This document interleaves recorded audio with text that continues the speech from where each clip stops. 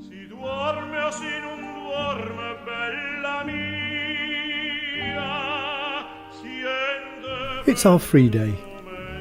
Some chose to go to Capri, some chose to go walking, some relaxing, and a few of us took a taxi to Herculaneum.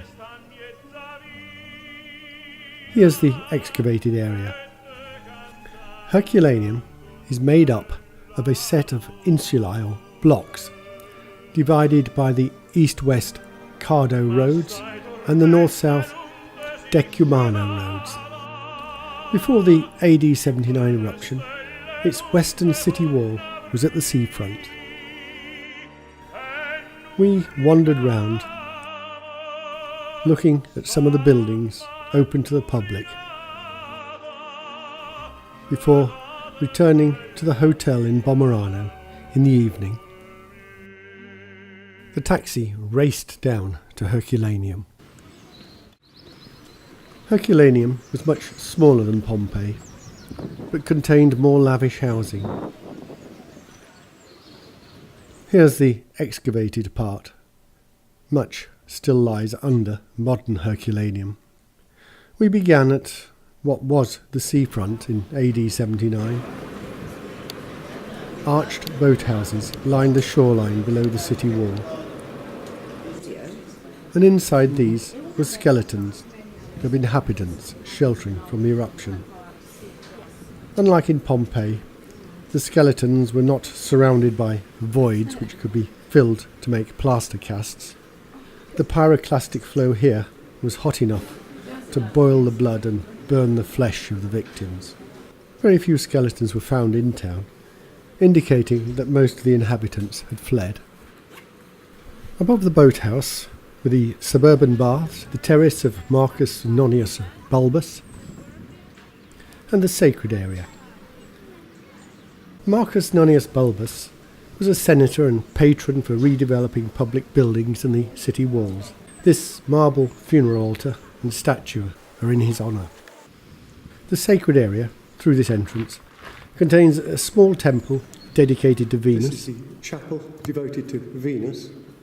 And remains of a temple dedicated to four gods, Minerva, Neptune, Mercury and Volcano. Renovated after the earthquake, and were originally attached to the podia at the end of the cell.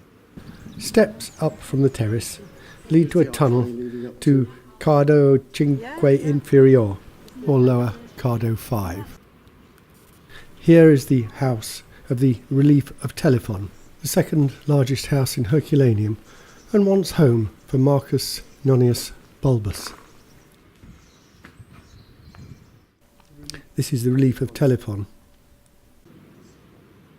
It was 3 stories high and had good sea views. Discs between the columns are casts of marbles found in the house. On the opposite side of the road is the House of the Deer, which was closed when we visited. A little further up, lower Cardo 5, were some taverns and a shop. Tavern of Prior. This is the large tavern. And opposite was the entrance to the Palestra. On the left is the trophy area. Most of the Palestra still lies under 25 metres of lava, although a tunnel into it revealed this bronze fountain at the centre of a cruciform pool. Back on upper Cardo 5 is the bakery of Sextus Petulcius Felix. The conical flour mills were driven by a donkey harnessed to the upper stone.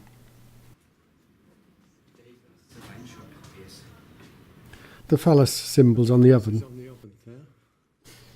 were for protection.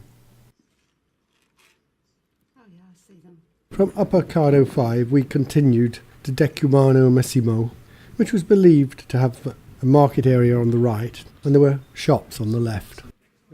Remains of a crucible and the original loft in the plumber's shop, adverts outside the drink shop, and remnants of the original stairs. Between the plumber's and drink shop was the house of the Black Salon. This 13-roomed house was home to a rich freedman.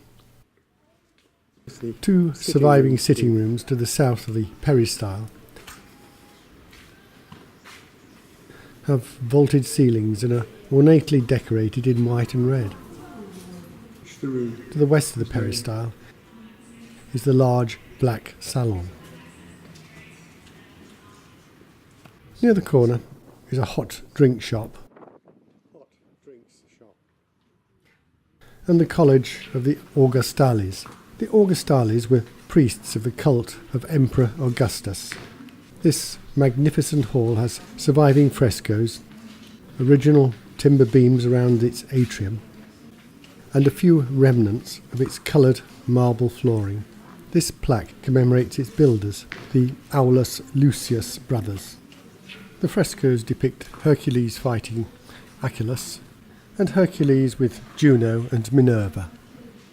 Exiting to Upper 3, we came to the House of Two Atriums. It's a house of two atriums. We then went to Upper 4 and the thermal baths. Here's the male thermal baths. This is the men's changing room.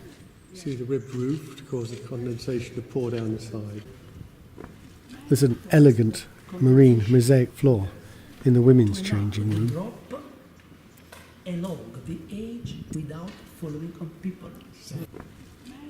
Also on Cardo 4 was this well-preserved shop, Amphory, and the original but carbonised wood fittings are still in place. Up there is a bronze foot of a bed above a floor that has collapsed. Broad beans and chickpeas were found in these. The shop belonged to this, the House of Neptune. The atrium has a marble-lined impluvium. The room at the rear of the atrium led to the dining court. Theatrical masks topped the grotto faced with a hunting scene. On the side wall is the mosaic depicting Neptune and Amphitrite.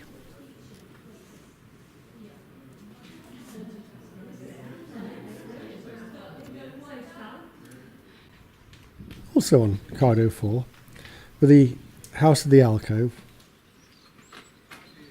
and the House of the Mosaic Atrium, both closed to us. The House of the Hotel was the largest house in town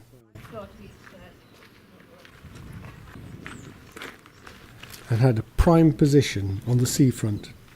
Unfortunately, much of it was lost in 19th century excavations.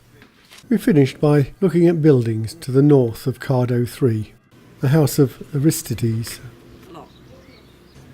the House of Argus, which is only partly excavated. This is a secondary entrance because the main part of this house hasn't been excavated.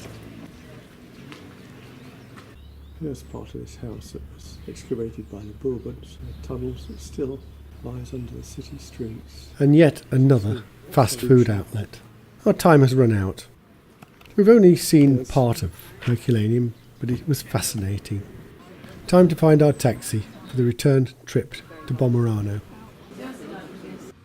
And when we arrived at the hotel, the sunshine had been replaced by thick mist.